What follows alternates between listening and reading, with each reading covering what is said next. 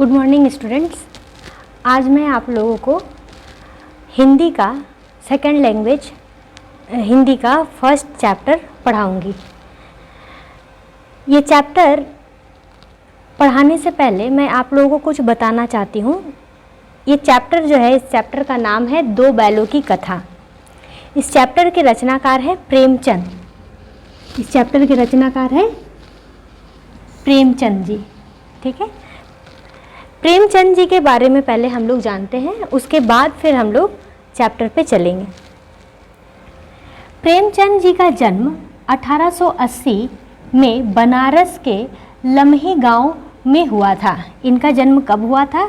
1880 में। कहाँ?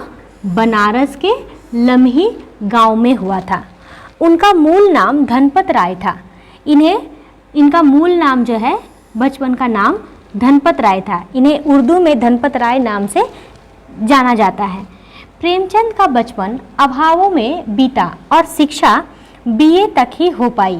प्रेमचंद का बचपन अभावों में बीता मीन्स वो बहुत गरीब थे, जिस कारण हर चीज़ के खाने पीने से लेकर पढ़ाई लिखाई से लेकर हर चीज़ का जो है कमी थी उनके जीवन में। और इसीलिए उनकी शिक्षा जो है वो बीए तक ही, मतलब वो ग्रेजुएट ही हो पाए थे। उन्होंने शिक्षा विभाग में नौकरी की, परंतु असहयोग आंदोलन में सक्रिय भाग लेने के लिए सरकारी नौकरी से त्यागपत्र दे दिया। उन्हें नौकरी भी मिली शिक्षा विभाग में। ठीक है, नौकरी मिलने के बाद असहयोग आंदोलन के दौरान क्या हुआ कि असहयोग आंदोलन जब हमारे देश में हुआ, तब भारतीयों ने यह निर्णय लिया था कि अंग्रेजों के द्वारा जो भी नौकरी या जो भी वस्त्र दिए जाएंगे उन्हें वो अस्वीकार करेंगे। इसी वजह से प्रेमचंद जी ने अपनी सरकारी नौकरी, शिक्षा विभाग की नौकरी असहयोग आंदोलन के कारण छोड़ देते हैं और उस सरकारी नौकरी से वो त्यागपत्र दे देते हैं, मीन्स उन्हें छोड़ देते हैं और लेखन कार्य के प्रति पूरी तरह समर्पित हो गए। और शिक्षा विभाग में नौकरी छोड़ने के बाद वो लिखने का कार्य शुरू करने लगे। सन 1936 में महान कथाकार का देहांत हो गया। इनका देहांत 1936 में हुआ। प्रेमचंद की कहानियाँ मानसरोवर के 8 भागों में संकलित हैं। सेवा सदन, प्रेमाश्रम, रंगभूमि, कायाकलाप, निर्मला, गवन, कर्मभूमि, गोदान उनके प्रमुख उपन्यास हैं। ठीक है, ये सारे जो है उनके उपन्यास हैं। सेवा सदन, प्रेमाश्रम, रंगभूमि, कायाकलाप, निर्मला, गवन, कर्मभूमि और गोदान। आप लोगों से क्वेश्चन पूछा जा सकता है, प्रेमचंद के 2 उपन्यासों का नाम बताइए, तो आप लोग इनमें से किसी 2 का नाम बता सकते हैं। उन्होंने हंस, जागरण, माधुरी आदि पत्रिकाओं का संपादन भी किया। ठीक है, उन्होंने क्या किया? उन्होंने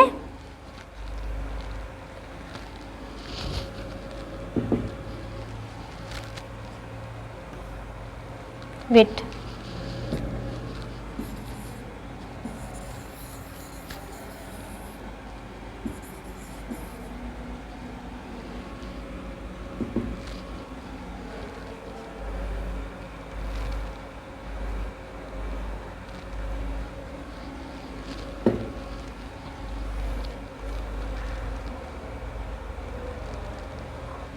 उन्होंने हंस, जागरण, माधुरी आदि पत्रिकाओं का संपादन भी किया था। ठीक है, मतलब इन सारी पत्रिकाओं में वो लिखते थे। उनकी जो रचना है वो इन सारी पत्रिकाओं में छपा करती थी। कथा साहित्य के अतिरिक्त प्रेमचंद ने निबंध एवं अन्य प्रकार की गद्य लेखन भी प्रचुर मात्रा में किया है। प्रेमचंद जो है कथा साहित्य मीन्स कहानियाँ तो लिखते ही थे, कहानियों के साथ साथ वो निबंध, ठीक है, और अन्य प्रकार की गद्य लेखन जैसे रेखा चित्र, यात्रा वृत्तांत, इस तरह के जो है गद्य रचना वो लिखा करते थे। प्रेमचंद साहित्य को सामाजिक परिवर्तन का सशक्त माध्यम मानते थे। प्रेमचंद जो है सामाजिक परिवर्तन, समाज में परिवर्तन हो ऐसा प्रेमचंद चाहते थे। इसलिए उनकी कहानियों में या उनके निबंधों में या उनके उपन्यासों में समाज से जुड़ी हुई जो चीज़ें हैं वो दिखाई जाती है। ठीक है। जैसे स्त्री की समस्या को दिखाया गया है, किसान की समस्या को दिखाया गया है, और जो है दलितों की समस्याओं को दिखाया गया है। तो समाज में जो समस्याएं घटती थी उनका वो अपनी रचनाओं में उनका वर्णन करते थे, और उनका मानना था कि मतलब रचना पढ़कर, कहानियाँ पढ़कर या उपन्यास पढ़कर समाज में परिवर्तन आते हैं। उन्होंने जिस गांव और शहर के परिवेश को देखा और जिया, उसकी अभिव्यक्ति उनके कथा साहित्य में मिलती है। मीन्स उन्होंने अपने जहाँ वो रहते थे, जिस शहर और जिस गांव में, वहाँ के विषय में भी वो अपनी रचनाओं में लिखते थे। किसानों और मजदूरों की दयनीय स्थिति, दलितों का शोषण, समाज में स्त्री की दुर्दशा और स्वाधीनता आंदोलन आदि उनकी रचनाओं का मूल विषय है। उनकी रचनाओं का मूल विषय क्या क्या है, वो किन किन चीज़ों को लेकर लिखते थे, कौन कौन सी चीज़ें उनका विषय थी, तो वो किसानों, मजदूरों की दयनीय दशा और दलितों का शोषण, समाज में स्त्रियों की दुर्दशा और स्वाधीनता आंदोलन आदि की विषय में वो लिखा करते थे। प्रेमचंद के कथा साहित्य का संसार बहुत व्यापक है। उनके कथा साहित्य के बारे में यदि हम जानना चाहें तो वो बहुत बड़ा है, क्योंकि उन्होंने बहुत कहानियाँ, बहुत निबंध, बहुत उपन्यास लिखे हैं। उसमें मनुष्य ही नहीं, पशु पंक्षियों को भी अद्भुत आत्मीयता मिली है। वो मनुष्य को ही नहीं बल्कि अपनी रचनाओं में पशु पंक्षियों को भी स्थान दिया है। बड़ी से बड़ी बात को सरल भाषा में सीधे और संक्षेप में कहना प्रेमचंद के लेखन की प्रमुखता है। ठीक है, वो जो है बड़ी से बड़ी बात को सरल भाषा में और सीधे भाषा में जो है प्रेमचंद लिखते थे।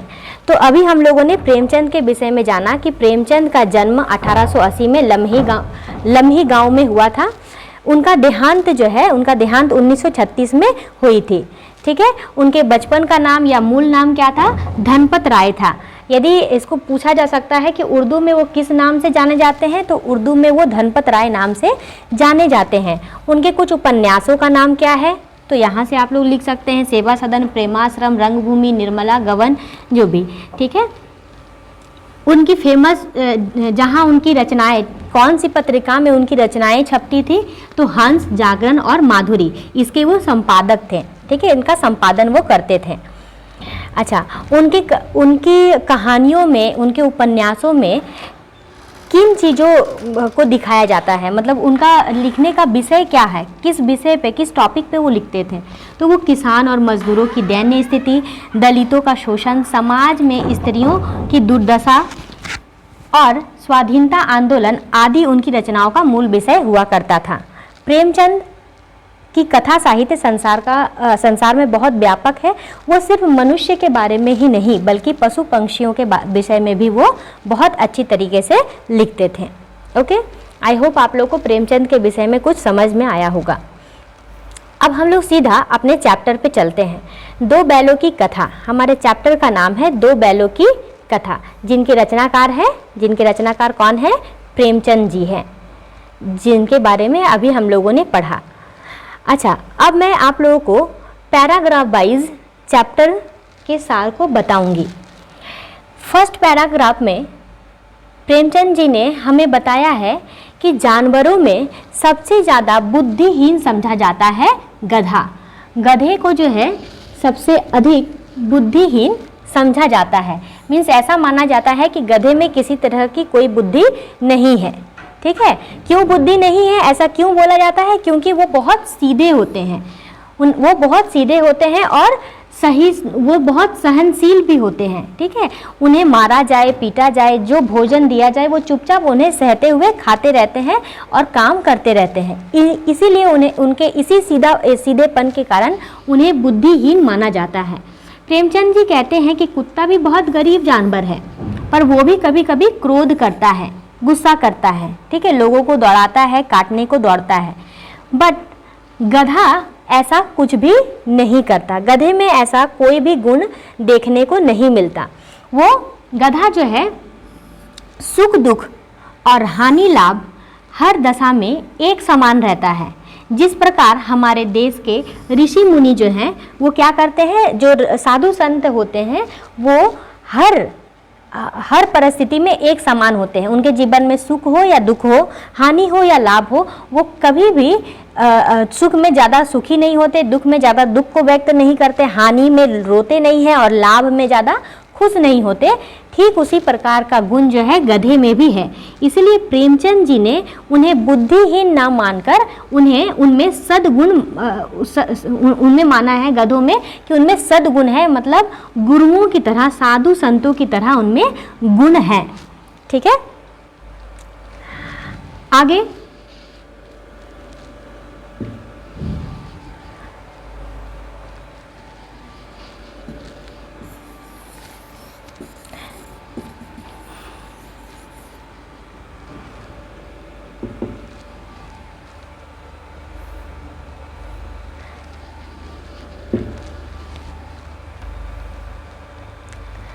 अच्छा, उसके बाद क्या है कि जितना चाहो गरीब को मारो, चाहे जैसी खराब सड़ी हुई घास सामने डाल दो, उसके चेहरे पर कभी असंतोष की छाया भी न दिखाई देगी। बेशक बैसाख में चाहे एकाध बार कुलेल कर लेता हो, पर हमने तो उसे कभी खुश होते नहीं देखा। यहाँ पर प्रेमचंद जी गधे को कहते हैं कि वह जो है, जैसे हम जानते हैं कि गरीब, जो व्यक्ति गरीब होते हैं, उनसे चाहे जितना भी काम करवा लो, जो भी कर लो, वो चुपचाप उसको करता है, क्योंकि वो उसकी मजबूरी होती है। ठीक उसी प्रकार गधे को भी कुछ भी दे दो खाने को, सड़ी गली घास दे दो, कुछ भी दे दो, वो चुपचाप उसे खा लेता है। उनमें असंतोष की छाया नहीं दिखती। लेखक कहते हैं कि बैसाख के महीने में एकाध बार वो कुलेल कर लेता है, मीन्स क्रीड़ा कर लेता है, खेल कूद लेता है, बट प्रेमचंद ने कभी भी उन्हें खुश होते नहीं देखा है। उसके चेहरे पर एक विषाद स्थायी रूप से छाया रहता है, मतलब एक विषाद की छाया जो है उनके मुख में रहती है।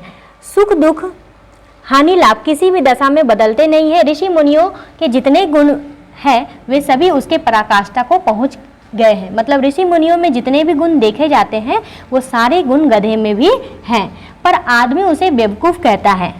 प्रेमचंद जी कहते हैं कि आदमी उन्हें क्या कहता है? बेवकूफ़ कहता है, बुड़बक कहता है, ऐसा मानता है कि उनमें किसी तरह की कोई बुद्धि नहीं है। सद्गुणों का इतना अनादर कहीं नहीं देखा। प्रेमचंद जी कहते हैं कि गधे पर इतना अत्याचार किया जाता है, तो सद्गुणों का इतना अनादर, मतलब क्योंकि गधे पर सद्गुण है, गधा का गुण सद्गुणों की तरह है, ठीक है, गुरुओं के गुणों की तरह है, तो गधा का अनादर करना मीन्स सद्गुणों की का अनादर करना, ठीक है। तो ऐसा कभी करते हुए प्रेमचंद जी ने नहीं देखा। कदाचित सीधापन संसार के लिए उपयुक्त नहीं है। देखिए ना भारतवासी, अब जो है इस पैराग्राफ में हमें बताते हैं कि भारतवासी अफ्रीका में जब जाते हैं या अमेरिका में जब जाते हैं तो उनकी दशा भी कुछ गधे की तरह हो जाती है, क्योंकि वह जब अमेरिका या अफ्रीका जाते हैं तो वहाँ वह चुपचाप रहते हैं, वो हर काम करते हैं जो काम उनसे कहा जाता है, ठीक है, पर फिर भी जो है उन्हें किसी तरह की कोई इज्जत नहीं दी जाती, उन्हें किसी तरह का कोई इज्जत नहीं मिलती, ठीक है। आगे देखते हैं।